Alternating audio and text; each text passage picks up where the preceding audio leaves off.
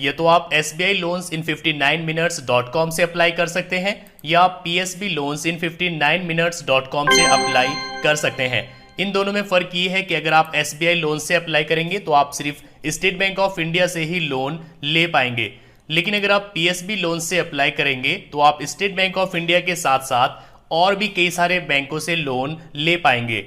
मतलब कि PSB loans in 59minutes.com पर आपके पास ज़्यादा ऑप्शंस है तो अप्रूवल के चांसेस भी ज़्यादा हैं। इसलिए हम PSB लोन्स इन 59minutes.com से अप्लाई करेंगे, जिसके लिए यहाँ रजिस्टर पर क्लिक करेंगे। यहाँ पर अपना पूरा नाम डालेंगे, एक ईमेल आईडी डालेंगे, यहाँ पर एक मोबाइल नंबर डालेंगे, गेट OTP पर क्लिक करेंगे, एक OTP सेंड किया जाएगा, वो OTP यहाँ डालेंगे। इसके बाद टर्म्स को एक्सेप्ट करेंगे और प्रोसीड पर क्लिक करेंगे। इसके बाद आपको एक पासवर्ड चूज कर लेना है। पासवर्ड आपका स्ट्रांग होना चाहिए, जैसे कि यहाँ पर एग्जांपल दिया गया है abcd@123। इसके बाद प्रोसीड करेंगे। आपके सामने दो ऑप्शन आ जाएंगे, बिजनेस लोन और home loan, personal loan, auto loan. तो आप यहाँ बिजनेस लोन पर क्लिक करेंगे। इसमें आपको एक ऑप्शन मिल जाएगा मुद्रा लोन, जिसमें आप 10 लाख रुपए तक का लोन ले सकते हैं। आप इस पर क्लिक करेंगे। इसके बाद प्रोसीड पर क्लिक करेंगे। अब आपके सामने एप्लीकेशन आ जाएगी। आपको यहाँ पर डेटा फिल करना होगा। पहले आप यहाँ पर चूज कर लेंगे कि आपके पास GST नंबर है। अगर आपके पास है तो आप यस करेंगे, वरना आप नो करेंगे। क्या आपके पास पिछले 6 महीनों का बैंक स्टेटमेंट है, इसको आप यस करेंगे। क्या आप ITR फाइल करते हैं, अगर नहीं फाइल करते तो आप नो चूज करेंगे, और अगर फाइल करते हैं तो यस करेंगे। लोन रिपे करने में आप रेगुलर है और पास्ट में कोई भी लोन डिफॉल्ट नहीं किया है, इसको आप यस करेंगे। यहाँ पर आप अपनी कंसेंट देंगे कि मैं एक रजिस्टर्ड MSME हूँ और जितने भी पॉइंट सिलेक्ट किए हैं उन सबके साथ एग्री हूँ। इसके बाद प्रोसीड पर क्लिक करेंगे। आपके सामने टर्म्स और कंडीशंस आ जाएंगी। आप यहाँ पर अपनी कंसेंट देंगे और एग्री पर क्लिक करेंगे। अब क्योंकि हमने चूज किया है कि GST नंबर हमारे पास नहीं है, तो यहाँ पर आपको रीजन देना होगा कि GST नंबर क्यों नहीं है। तो हम यहाँ पर चूज कर लेंगे कि GST रिक्वायर्ड नहीं है। इसके बाद नीचे आएंगे, आपको यहाँ पर डिटेल्स फिल करनी होगी। यहाँ पर आप एंटिटी का नाम डालेंगे, मतलब कि अपने बिजनेस का नाम डालेंगे, और अगर आपने बिजनेस के नाम से पैन कार्ड बनवाया हुआ है तो पैन कार्ड नंबर यहाँ पर डालेंगे, और यहाँ पर बिजनेस आपने कब से शुरू किया है वो डेट डालेंगे। लेकिन अगर आप प्रॉपराइटर है तो आप यहाँ पर अपना नाम डाल दीजिए, यहाँ पर अपना पैन कार्ड नंबर डाल दीजिए, और यहाँ पर आप अपनी डेट ऑफ बर्थ डाल दीजिए। इसके बाद नीचे आएंगे, यहाँ पर आप चूज कर लीजिए अपनी स्टेट, यहाँ पर चूज कर लीजिए अपनी सिटी। आपके कितने कस्टमर्स हैं वो आप यहाँ पर डाल दीजिए। एक कस्टमर को हाईएस्ट सेल्स कितनी की है वो आप यहाँ पर डाल देंगे, जैसे कि एग्जांपल दिया गया है 50,000 रुपए। इसके बाद नीचे आएंगे। अब यहाँ पर आपको मंथ ऑन मंथ सेल्स डालनी होगी कि किस महीने में आपकी कितनी सेल्स हुई है। तो यहाँ पर आप जुलाई से डालेंगे, जुलाई 2019, अगस्त, सितंबर, अक्टूबर, नवंबर, दिसंबर, जनवरी, फरवरी, मार्च, अप्रैल, मई, जून।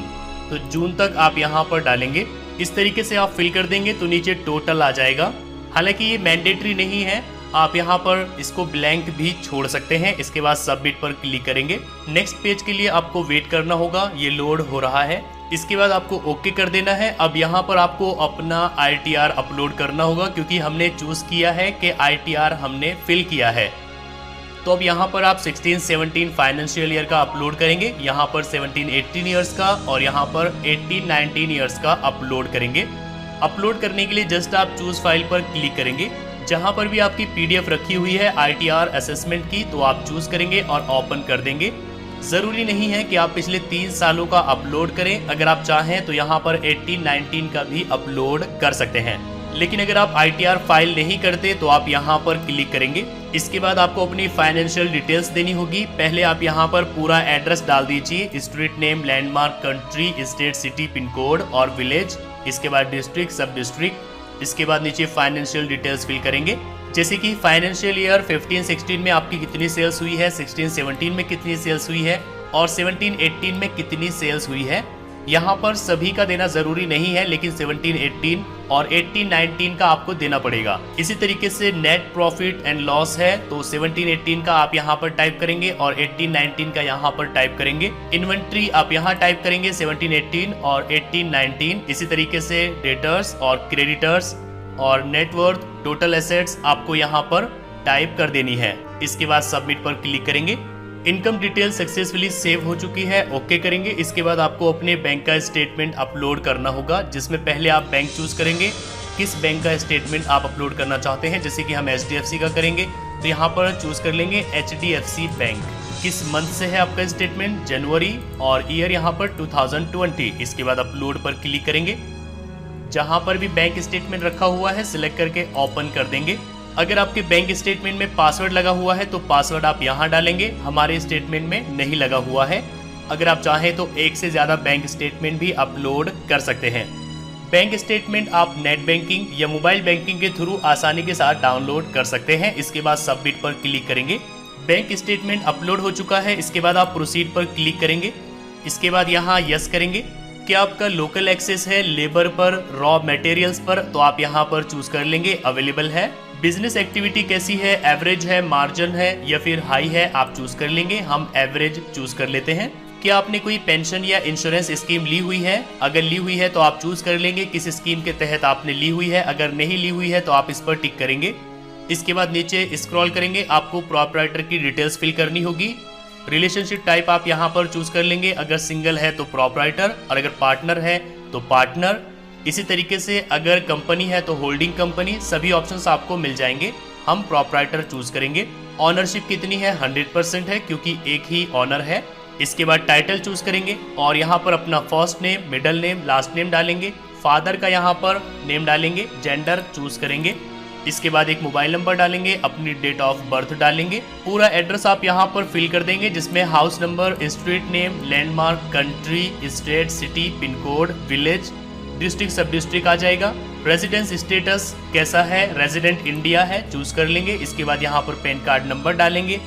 एजुकेशनल स्टेटस क्या है वो आप यहाँ से चूज कर लेंगे। टोटल एक्सपीरियंस कितना है यहाँ पर डालेंगे। फिजिकली हैंडीकैप्ड है या नहीं। नेटवर्थ यहाँ पर डालेंगे। इसके बाद नीचे आएंगे, प्रोमोटर की डिटेल्स आपको यहाँ पर फिल करनी होगी। क्या आपका अपना एक घर है या आप रेंट पर है, आप चूज कर लेंगे। इनकम टैक्स के लिए असेस्ड है या नहीं, यहाँ पर चूज कर लेंगे। लाइफ इंश्योरेंस पॉलिसी है या नहीं, चूज कर लेंगे। आईडी प्रूफ में क्या देना है, Aadhaar card, passport, voter ID card, PAN card choose कर लेंगे। नंबर ऑफ डिपेंडेंट चूज कर लेंगे, आप पर कितने लोग डिपेंडेंट है। क्या आपकी वर्क प्लेस और रेजिडेंस दोनों सेम है, अगर हाँ तो यस करेंगे। क्या आप सेम एड्रेस पर रह रहे हैं, आप यहाँ टिक कर देंगे। क्या आपने कोई सर्टिफिकेट कोर्स किया है, इसको यस नो करेंगे। क्या आपकी फैमिली में कोई और अर्निंग मेंबर है जो कमा रहा है, तो कितने हैं आप चूज कर लेंगे। क्या आपने पहले से कोई मुद्रा लोन लिया हुआ है, इसको आप नो कर देंगे। मैरिटल स्टेटस आप यहाँ पर चूज कर लेंगे और सोशल कैटेगरी आप यहाँ पर चूज करेंगे। इसके बाद सबमिट पर क्लिक करेंगे। आपकी डिटेल सबमिट हो रही है, आपको वेट करना होगा। इसके बाद आपके सामने ये पेज आ जाएगा। यहाँ पर आपको डिटेल्स फिल करनी होगी, जैसे कि किस इंडस्ट्री में आप काम करते हैं, सेक्टर क्या है, सब सेक्टर यहाँ से चूज कर लेंगे। प्रोडक्ट सर्विस का डिस्क्रिप्शन यहाँ पर डाल देंगे। कितना लोन आपको चाहिए आप यहाँ पर डालेंगे। फॉर एग्जांपल मैं डाल देता हूँ 5 लाख। प्रोमोटर कंट्रीब्यूशन यहाँ पर आप डालेंगे, मतलब कि जो भी प्रोजेक्ट आप कर रहे हैं इसमें आपका कितना कंट्रीब्यूशन है। फॉर एग्जांपल मैं डाल देता हूँ 5 लाख। अगर MSME रजिस्टर किया हुआ है तो उसका नंबर यहाँ पर डालेंगे। अगर आपने कोई मार्केटिंग एग्रीमेंट किया हुआ है तो वो आप चूज करेंगे, वरना नो चूज कर लेंगे। बिजनेस में आप चूज कर लेंगे रेंट पर है, लीज पर है या आपका अपना है। यहाँ पर आप चूज करेंगे पर्पस ऑफ लोन, ये लोन आप क्यों ले रहे हैं, वर्किंग कैपिटल या फिर असेट्स एक्विजिशन। चलिए हम दूसरा ऑप्शन चूज करेंगे। इसमें आप चूज कर लेंगे आपको मशीनरी या इक्विपमेंट परचेज करने हैं या फिर किसी और बिजनेस पर्पज से ये लोन लिया है। चलिए हम चूज करेंगे मशीनरी इक्विपमेंट। बिजनेस एक्टिविटीज यहाँ पर डालेंगे क्या आप करते हैं, और यहाँ पर आप डालेंगे क्या आप करना चाहते हैं। यहाँ पर आप टाइम पीरियड चूज कर लेंगे, कितने टाइम के लिए आपको ये लोन चाहिए। अब क्योंकि यहाँ पर हमने चूज किया है परचेज ऑफ मशीनरी इक्विपमेंट, तो यहाँ पर आपको टाइप ऑफ मशीन या टाइप ऑफ इक्विपमेंट डालना होगा। पर्पस यहाँ पर डालना होगा, सप्लायर का नेम और मशीन की कॉस्ट। प्लस आइकन पर क्लिक करके आप और भी ऐड कर सकते हैं। इसके बाद आपको नीचे प्रोजेक्टेड टर्नओवर फॉर 2020-21 अमाउंट आपको यहाँ पर डाल देना है, जो भी आपका प्रोजेक्टेड टर्नओवर है। Projected profit for 2020-21, projected profit क्या है वो आप यहाँ पर डाल देंगे, जैसे कि मैं डाल देता हूँ 3 लाख। कमर्शियल ऑपरेशन डेट आप यहाँ से चूज कर लेंगे कैलेंडर से। पहले से आपने जितने भी लोन्स लिए हुए हैं आपके सामने लिस्ट आ जाएगी, आपको जस्ट यहाँ पर लेंडर चूज करना होगा। जैसे कि मैं चूज कर लेता हूँ HDFC बैंक, जहां से भी आपने ये लोन लिया है वो आपको चूज करना होगा। इसके बाद आपको यहाँ पर चूज करना होगा किस गवर्नमेंट अथॉरिटीज के अंडर आप रजिस्टर्ड है, जैसे कि GST, उद्योग आधार और अगर आप किसी के अंडर भी रजिस्टर्ड नहीं है तो आप यहाँ I am not registered choose करेंगे। इसके बाद सबमिट पर क्लिक करेंगे। आपके सामने एक डायलॉग बॉक्स आ जाएगा कि आपके पास कोई ड्रग लाइसेंस है, अगर नहीं है तो नो चूज करेंगे। हम यहाँ पर नोट एप्लीकेबल चूज करेंगे। इसके बाद सबमिट पर क्लिक करेंगे।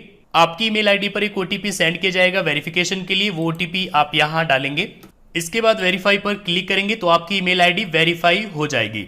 इसके बाद आपके सामने एक लिस्ट आ जाएगी जिसमें आपको शो होगा कि कौन सा बैंक आपको कितना लोन दे सकता है, जैसे कि Canara bank 59,000, bank of Baroda 58,000 और बैंक ऑफ महाराष्ट्र 45,000 रुपीज़ का लोन हमें दे सकता है। प्रोसेसिंग फीस क्या रहेगी और इंटरेस्ट रेट क्या रहेगा वो भी आप यहाँ पर देख सकते हैं। जिस बैंक से भी आपको लोन लेना है जस्ट आपको प्रोसीड पर क्लिक करना है। आपको यहाँ पर स्टेट और सिटी चूज कर लेनी है अपनी ब्रांच चूज करने के लिए जहां से आपको लोन लेना है। आपकी ब्रांच का नेम आ जाएगा, आप सिलेक्ट पर क्लिक करके उसको सिलेक्ट कर लेंगे। इसके बाद आपके सामने अप्रूवल आ जाएगा, जैसे कि हमारे केस में कॉन्ग्रेचुलेशंस, हमें कैनरा बैंक ने 59,000 रुपीज के लोन का अप्रूवल दे दिया है जिसका इंटरेस्ट रहेगा 7.95%। नीचे यहाँ पर ब्रांच की डिटेल्स दी गई है जहां पर आपको जाना होगा ये लोन लेने के लिए। यही लेटर आपकी ईमेल आईडी पर भी सेंड कर दिया गया है। इसके बाद प्रोसीड पर क्लिक करेंगे। आपके सामने आपका प्रोफाइल आ जाएगा, किसी भी टाइम आप यहाँ लॉग इन करके देख सकते हैं। तो इसमें यहाँ पर हम चूज कर लेंगे कैनरा बैंक। कैनरा बैंक पर जैसे ही आपका प्रपोजल अप्रूव्ड हो जाएगा तो यहाँ पर ये ग्रीन हो जाएगा। इसके बाद आप डायरेक्ट बैंक से लोन ले